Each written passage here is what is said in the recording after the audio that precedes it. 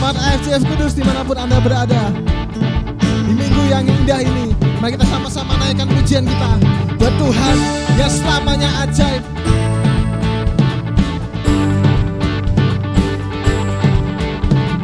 Mataku melihat keajaiban-Mu, hancurkan semua ragu, hanya Engkaulah Tuhan sanggup.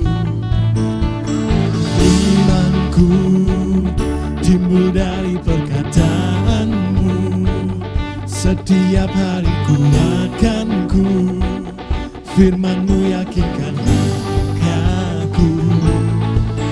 Sungguh ajaib perbuatan-Mu selalu, hatiku percaya padamu Yesus.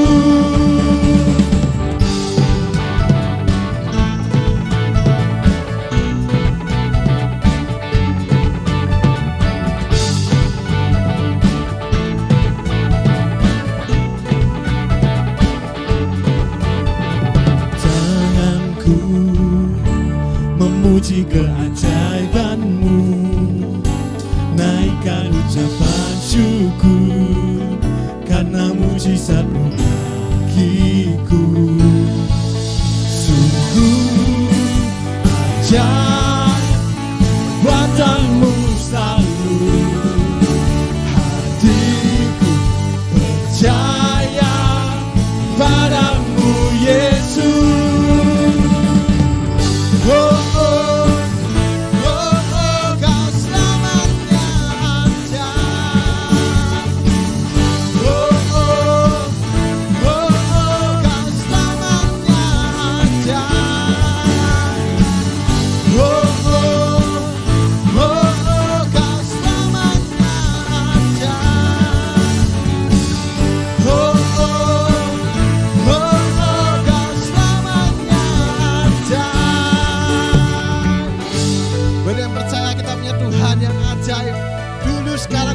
Selamanya, dimanapun Anda berada saudara, mari kita sama-sama naikkan pujian kita buat Tuhan.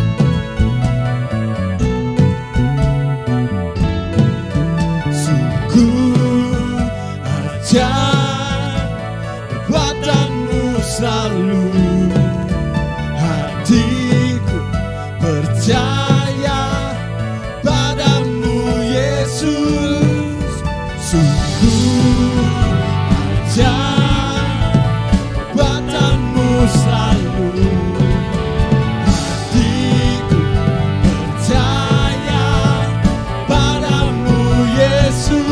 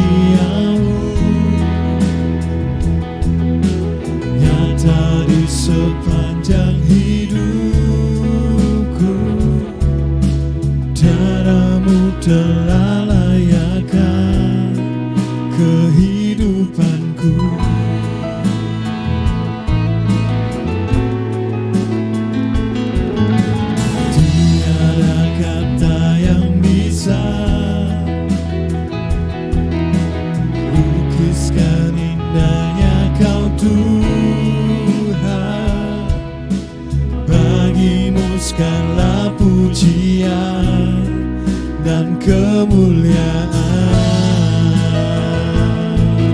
Mari sama-sama katakan saudara. Ku tinggikan Engkau Tuhan, melebihi segalanya, lebih dalam ku menyembah dalam roh dan kebenaran selamanya.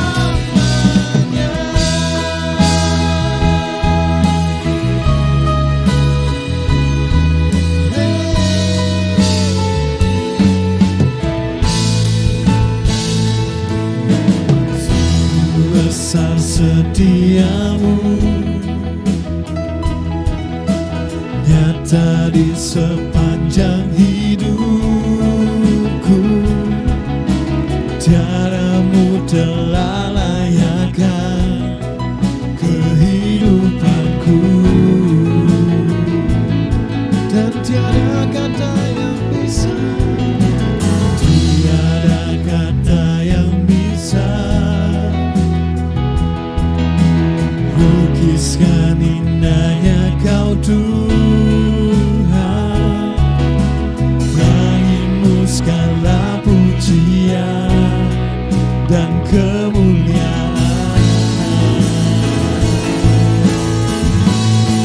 Ku tinggikan Engkau Tuhan, melebihi segalanya, lebih dalam ku menyembah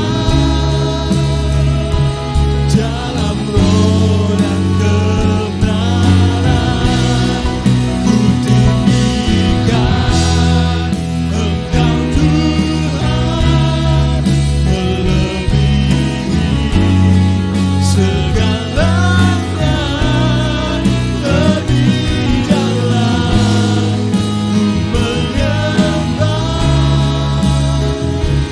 dalam roh dan kebenaran selamanya.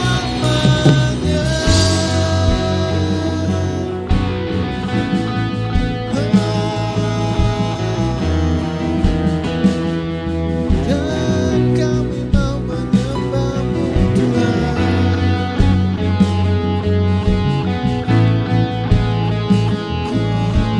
Tinggikan nama-Mu.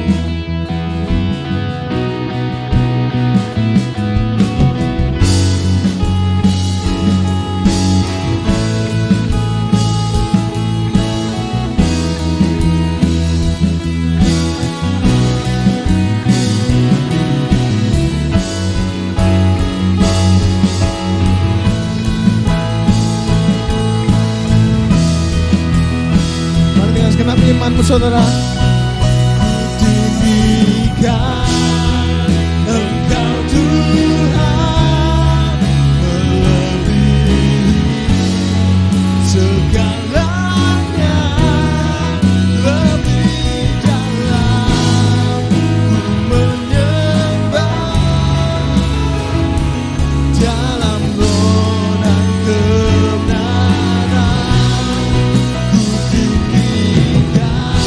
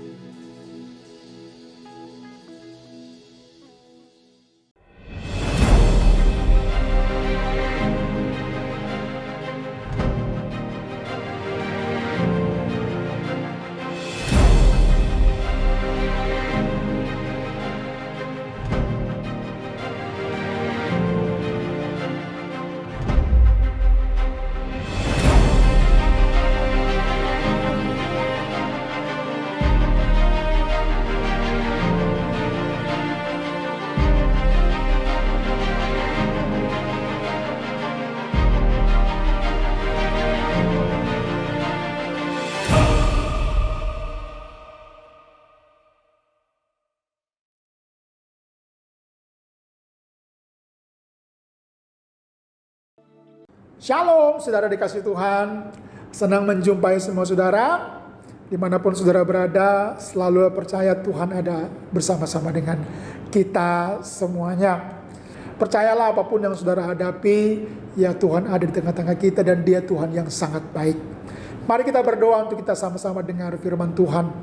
Tuhan, kami mau dengar firman Tuhan, jamah urapi kami, supaya setiap firman Tuhan yang kami dengar boleh menjadi rema, kekuatan, tuntunan bagi kami semua. Dalam nama Yesus, haleluya, amin. Hari ini kita akan belajar tentang bagaimana Anda sebagai orang percaya dapat menangani situasi, kondisi yang sedang diizinkan terjadi. Entah itu penderitaan atau apapun bahasanya, Anda jadi orang percaya yang siap, yang dapat menangani setiap situasi apapun yang sedang Tuhan izinkan.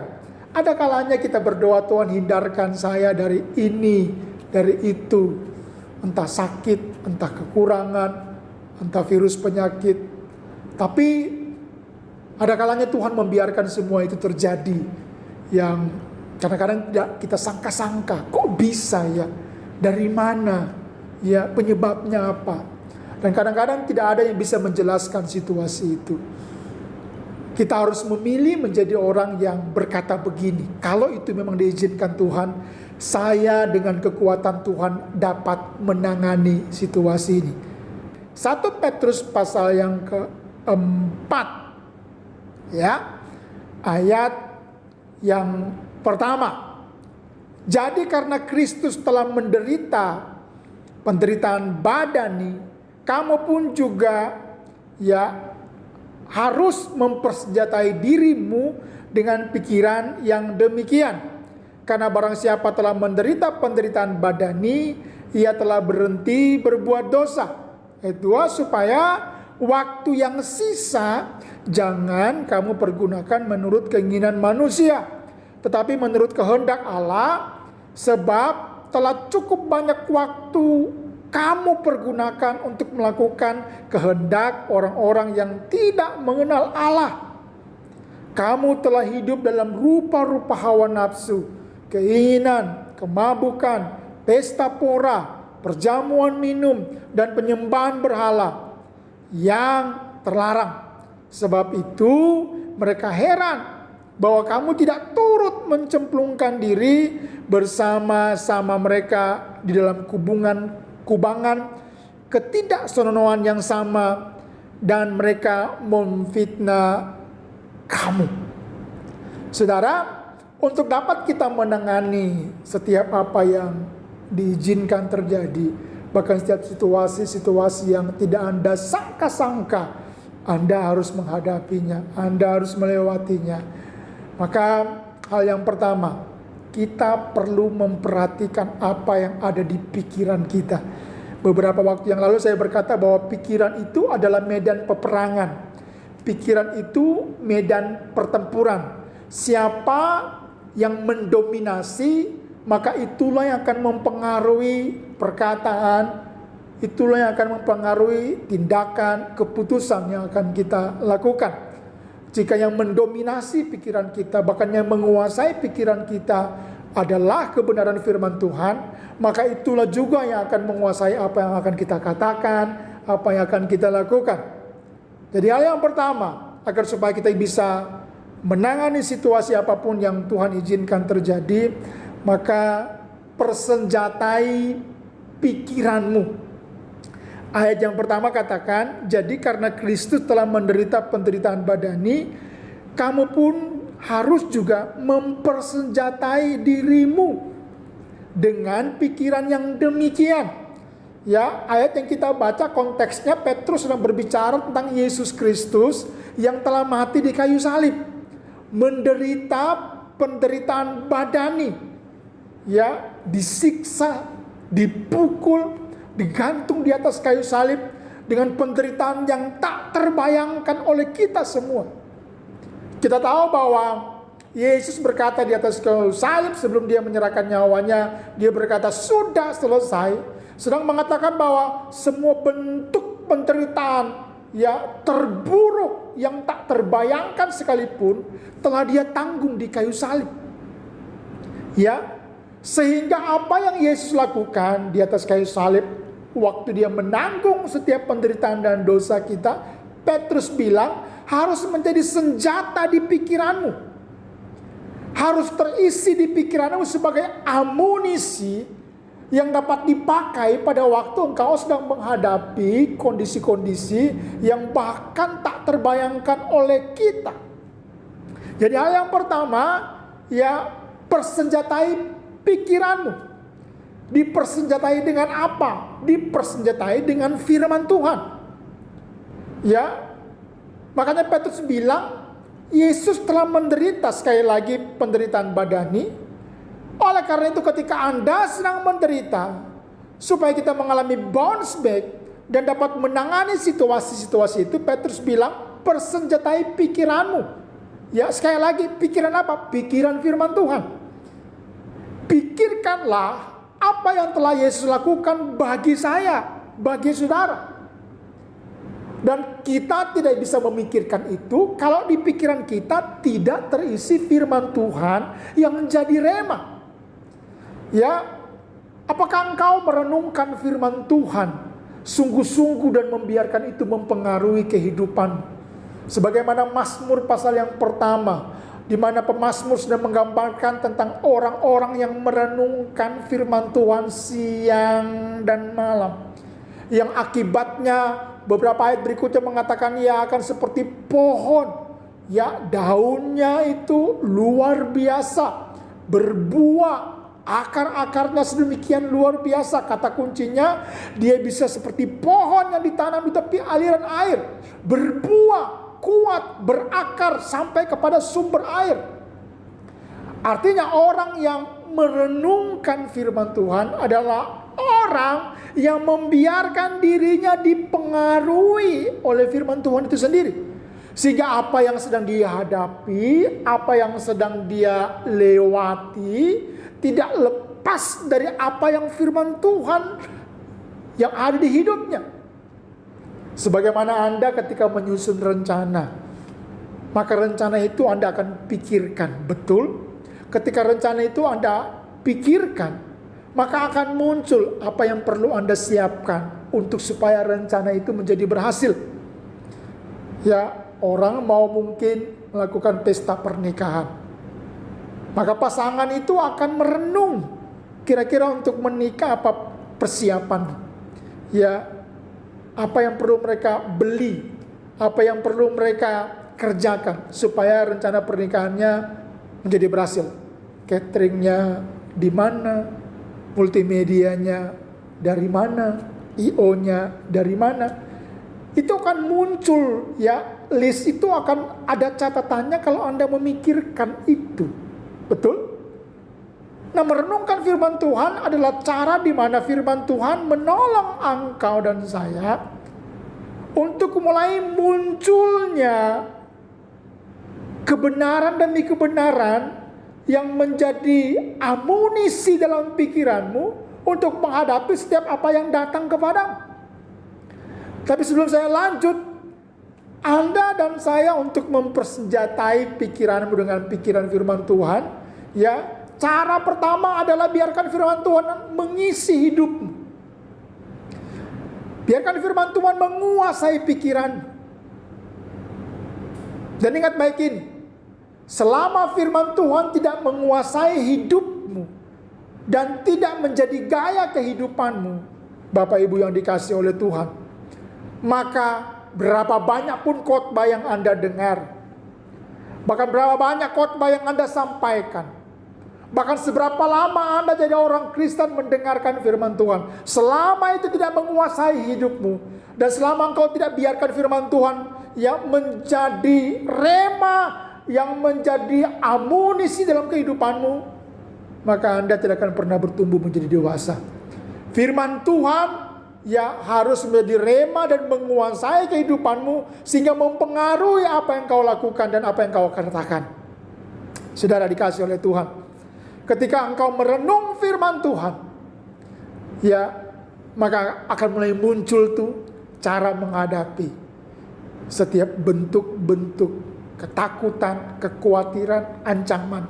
Karena firman Tuhan berisi tentang senjata ilahi yang engkau bisa gunakan dalam peperangan rohani.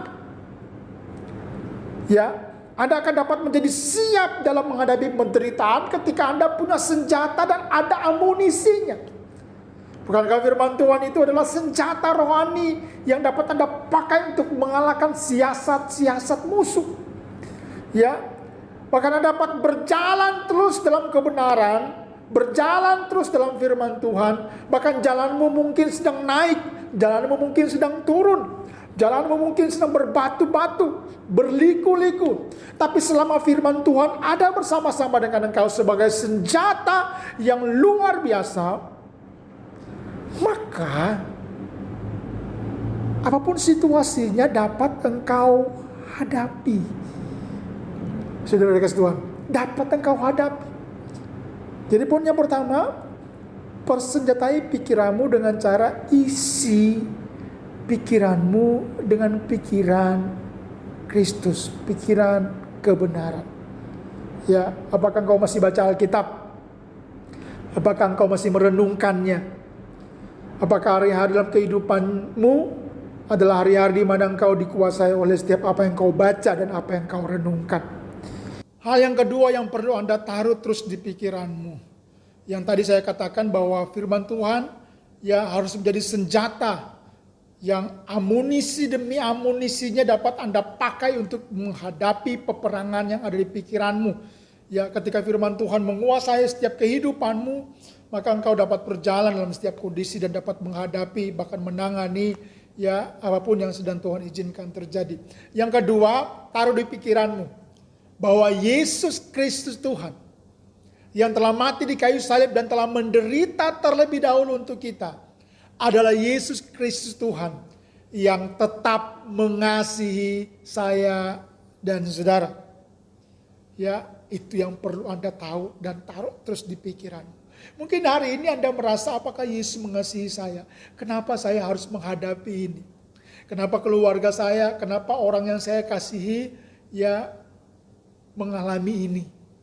Apalagi di tengah-tengah kota Kudus sedang dalam pandemi yang begitu luar biasa. Mungkin ada keluarga kita, ada teman kita, ada orang yang kita kasih terpapar COVID. Dan kita mungkin ada di kondisi bertanya, Tuhan kenapa kok bisa? Kenapa engkau enggak hindarkan kami, dia, ya saya dari kondisi ini, kenapa? Orang yang mempersenjatai pikirannya dengan pikiran Kristus akan mengatakan ini, apapun situasiku hari ini, Yesus mengasihi saya, mengasihi keluarga saya, mengasihi orang yang saya cintai dan saya kasihi. Kalaupun situasi ini berat buat Anda dan saya, taruh di pikiranmu. Tidak ada yang terjadi dengan kebetulan. Bahkan apa yang terjadi kepada saya dan kepada saudara, tidak akan pernah melebihi kekuatan saya dan kekuatan saudara semuanya. Yohanes 3 ayat 16, karena begitu besar kasih Allah akan dunia ini, Yesus saja diberikan. Ya, anak yang dikasihi saja diberikan. Mati di kayu salib. Sehingga barang siapa yang percaya kepadanya tidak binasa, melainkan memperoleh hidup yang kekal. Firman Tuhan mengatakan di dalam Roma pasal yang ke-8 ayat yang ke-32 mulai. Dengarkan ini baik-baik. Kalau Anda merasa mungkin Tuhan tidak mengasihi saya lagi sehingga saya dibiarkan ada di kondisi ini. Dengarkan ini baik-baik. Ia yang tidak menyayangkan anaknya sendiri, tetapi yang menyerahkannya bagi kita semua. Bagaimanakah mungkin ia tidak mengaruniakan segala sesuatu kepada kita bersama-sama dengan dia? Kalau Yesus mengasihi saya dan saudara, maka taruh di pikiranmu juga. Pikirkan ini. Bahwa dia yang tidak menyayangkan anaknya. Bahkan diserahkan buat kita. Siapa kita sehingga surga menyerahkan yang terbaik, Yesus Kristus, untuk mati di kayu salib bagi kita? Siapa saudara? Saya kasih tahu ini. Saudara adalah orang yang Dia kasihi. Saya dan saudara adalah orang yang Dia cintai. Jangan pernah berkata bahwa situasimu sedang menyimpulkan Dia tidak mengasihi saudara. Bahkan saya mengatakan bahwa apapun yang sedang dihadapkan kepada saya dan saudara, atau kondisi yang mungkin Anda nggak bayangkan kok bisa terjadi kepada Anda, sangat bisa itu karena cintanya kepada saudara. Sangat bisa karena di balik semua itu ada berkat besar yang karena Dia mencintai saudara akan dilimpahkan kepada saudara. Yang mungkin hari ini Anda belum tahu berkat besar apa itu, pastor. Kebahagiaan besar apa di balik penderitaan yang Tuhan izinkan yang nanti saya akan alami. Mungkin Anda belum tahu hari ini. Tapi kalau Dia mengasihi saya dan saudara, bahkan menyerahkan nyawanya untuk kita, maka Dia juga akan mengaruniakan segala sesuatu kepada saya dan kepada saudara. Ayat 33. Siapakah yang akan menggugat orang-orang pilihan Allah? Allah yang membenarkan mereka, siapa yang akan menghukum mereka? Kristus Yesus yang telah mati, bahkan lebih lagi yang telah bangkit, yang juga duduk di sebelah kanan Allah, yang malah menjadi pembela bagi kita. Kadang kita merasa sendiri, kadang kita merasa ditinggalkan, kadang kita merasa bahwa urusanmu nggak ada yang bela. Anda dipojokkan, Anda disalahkan. Tapi yang menjadi pembela kita adalah Yesus Kristus sendiri. Siapakah yang akan memisahkan kita dari kasih Kristus? Penindasan atau kesesakan atau penganiayaan atau kelaparan atau ketelanjangan atau bahaya atau pedang? Seperti ada tertulis, oleh karena engkau kami ada dalam bahaya maut sepanjang hari. Kami telah dianggap sebagai domba-domba sembelian. 37, baca bersama-sama ini. Tetapi dalam semuanya itu kita lebih daripada orang-orang yang menang. Oleh Dia yang telah mengasihi kita. Taruh di pikiranmu.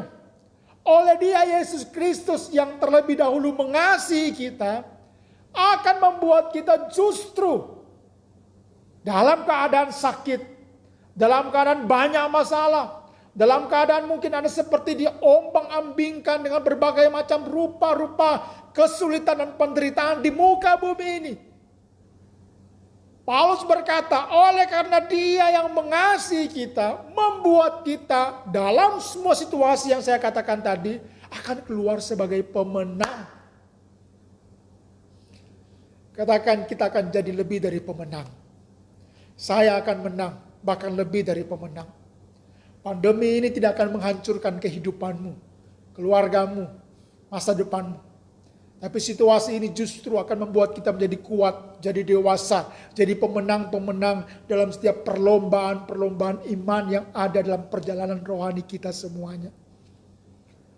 Ayat yang ke-38, firman Tuhan berkata begini, sebab aku yakin, baik maut maupun hidup, ya, baik malaikat-malaikat maupun pemerintah-pemerintah, baik yang ada sekarang maupun yang akan datang, atau kuasa-kuasa, baik yang di atas maupun yang di bawah, ataupun sesuatu makhluk lain, tidak akan dapat memisahkan kita dari kasih Allah yang ada dalam Kristus Yesus Tuhan kita. Dia mengasihi kita, dan apapun yang terjadi di sekitar saudara tidak akan pernah memisahkan kita daripada kasih Kristus. Bahkan jika seakan-akan hidupmu jauh, mungkin kita sedang dalam keadaan berdosa, telah mungkin meninggalkan kasih Tuhan. Dengarkan ini baik-baik, Dia mengasihi saudara. Ya, mau Anda kembali kepada kasih-Nya. Karena hanya dengan kasih-Nya Tuhan, kita akan melihat kita menjadi orang yang lebih dari pemenang dalam menghadapi kondisi-kondisi yang tersulit sekalipun. Anda dapat menangani setiap apa yang diperhadapkan kepada Anda ketika Anda tahu ada kasih Tuhan yang berbicara tentang penyertaan Tuhan dalam setiap lika-liku kehidupan.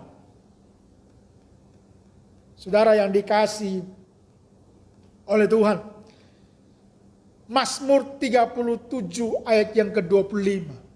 Karena Dia mengasihi kita, maka Dia juga tidak akan pernah meninggalkan kita. Anda mungkin hari ini merasa tertinggal atau ditinggal. Anda mungkin hari ini ketika sakit, ketika sedang mengalami situasi yang saya bilang tadi gak Anda bayangkan. Anda mungkin merasa saya seperti ditinggal. Saya sendiri. Tapi ayat ini berkata, Mazmur mengatakan, dahulu aku muda, sekarang telah menjadi tua. Tapi tidak pernah kulihat orang benar ditinggalkan atau anak cucunya meminta-minta roti. Saat Dia mengasihi saudara dan itu menguasai pikiranmu, maka biarlah ini juga menguasai setiap kehidupanmu. Bahwa Dia tidak pernah meninggalkan saudara. Dia ada di pikiran, Dia ada di hatimu. Dia ada di setiap situasi engkau mungkin yang sedang menangis hari ini. Engkau yang sedang kekurangan. Ada di antara saudara mungkin adalah masalah pekerjaan, deadline, entah untuk bayar cicilan, bayar hutang, atau apapun itu. Dia ada di kondisimu hari ini. Dan Dia tidak pernah meninggalkan saudara dan saya. Oleh karena itu, ketika engkau tahu bahwa Dia mengasihi dan tidak pernah meninggalkan saya, dan tidak pernah meninggalkan saudara semuanya, pilihlah untuk tetap kuat di dalam Tuhan.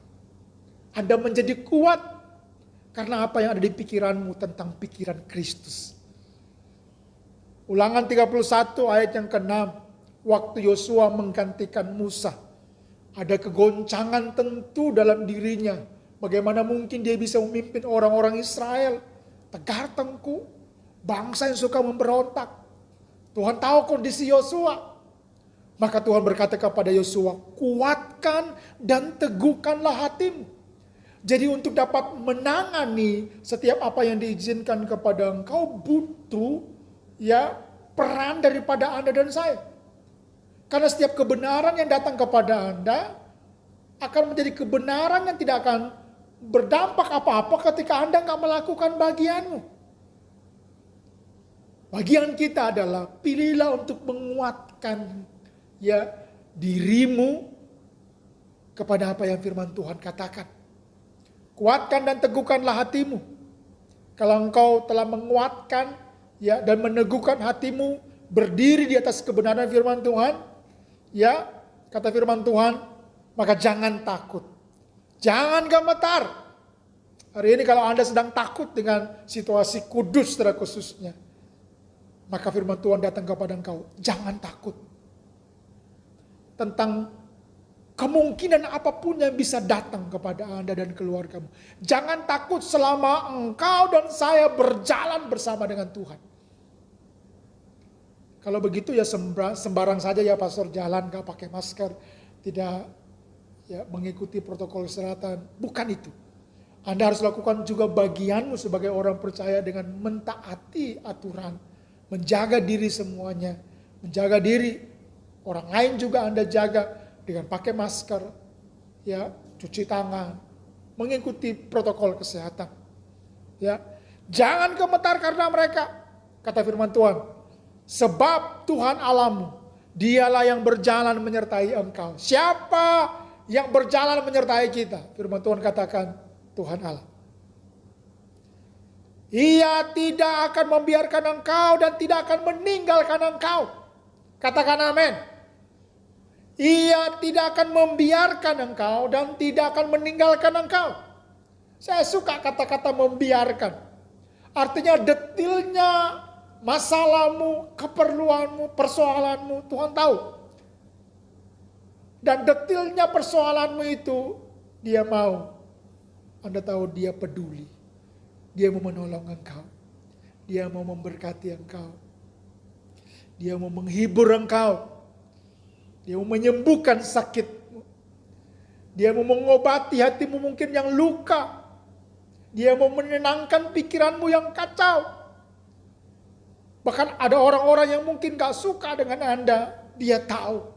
Dan dia mau berurusan dengan mereka semua. Karena bukankah firman Tuhan berkata bahwa dia pembela kita.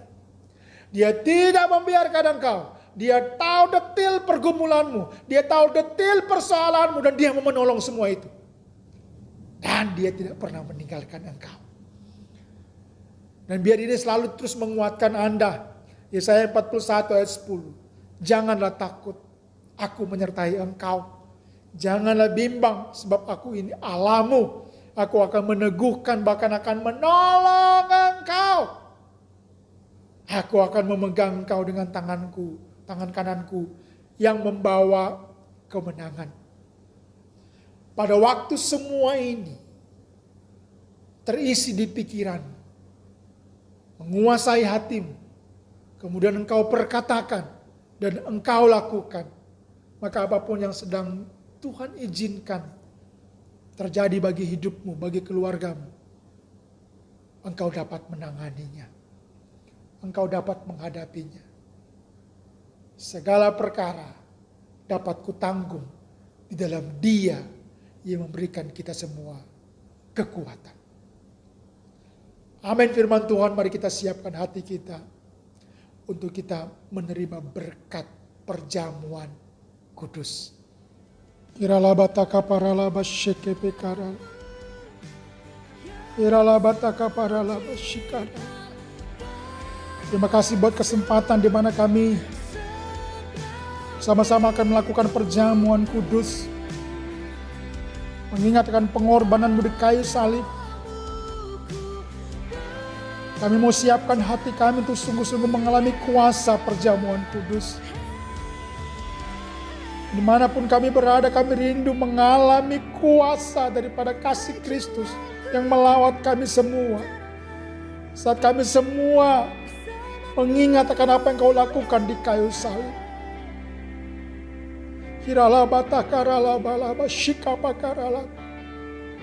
Mari angkat roti dengan tangan kananmu. Arahkan pandanganmu kepada salib Yesus Kristus.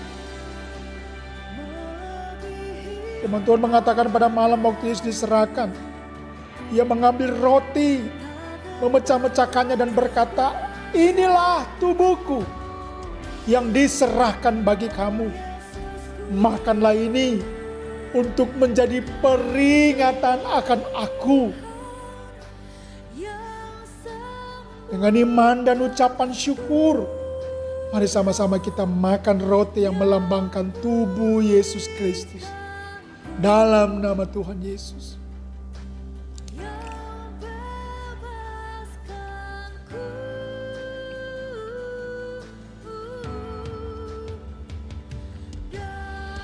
Iralabataka shikarala. Iralabataka shakarala balabasha. Mari kita mengangkat anggur yang melambangkan darah Yesus Kristus yang tercurah untuk kita semuanya. Kemudian Yesus mengambil cawan, meminumnya dan berkata, inilah darahku yang dicurahkan bagi kamu. Darah perjanjian antara aku dengan engkau. Darah yang membeli kita dengan lunas dibayar. Memeteraikan kita, menjadikan kita milik daripada Yesus Kristus, memproteksi kita. Dengan ucapan syukur dan penuh iman, mari kita minum anggur ini yang melambangkan darah Yesus Kristus. Dalam nama Yesus, minum dengan iman. Haleluya.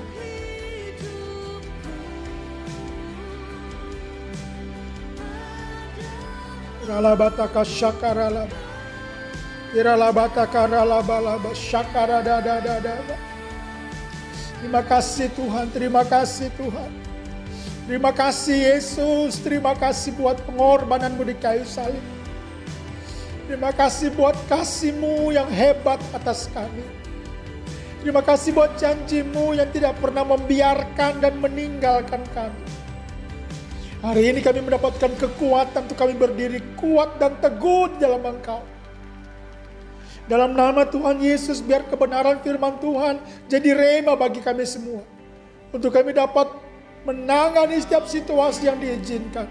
Kami perlu terus-menerus mengisi pikiran kami sebagai senjata rohani.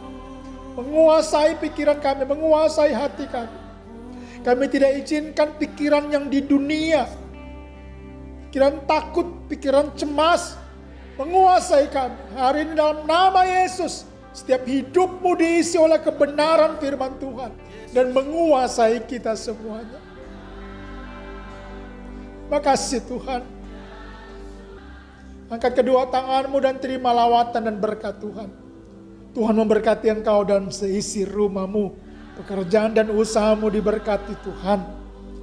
Engkau akan melihat di balik setiap penderitaan, kesulitan, ada kebahagiaan dan berkat besar yang akan menjadi bagian kehidupan. Engkau akan menjadi orang yang lebih daripada orang-orang yang menang. Karena Kristus terlebih dahulu menang buat kita semuanya. Dia menyertai kita dan tidak pernah membiarkan kita. Damai dan sukacita Tuhan melimpah dalam setiap kehidupan kita semua. Yang sakit sudah disembuhkan, yang kekurangan engkau sudah diberkati, yang lemah engkau sudah dikuatkan. Terima berkat Tuhan dalam nama Yesus. Haleluya. Amin. Amin. Tuhan memberkati semua saudara. Tetap jaga kesehatan, ikuti protokol kesehatan, tetap semangat, dan selalu percaya bahwa Tuhan menyertai kita semua. Tuhan berkati saudara semuanya. Shalom.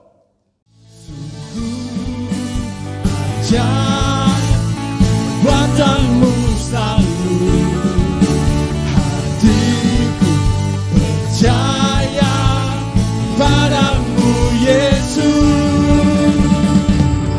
Oh, oh, oh, oh, kau selamanya ada. Oh, oh, oh, oh, kau selamanya ada. Oh, oh, oh, oh, kau selamanya ada. Oh, oh, oh, oh, kau selamanya ada. Bagi yang percaya kita punya Tuhan yang ajaib, dulu, sekarang, dan sampai selamanya. Dimanapun Anda berada saudara, mari kita sama-sama naikkan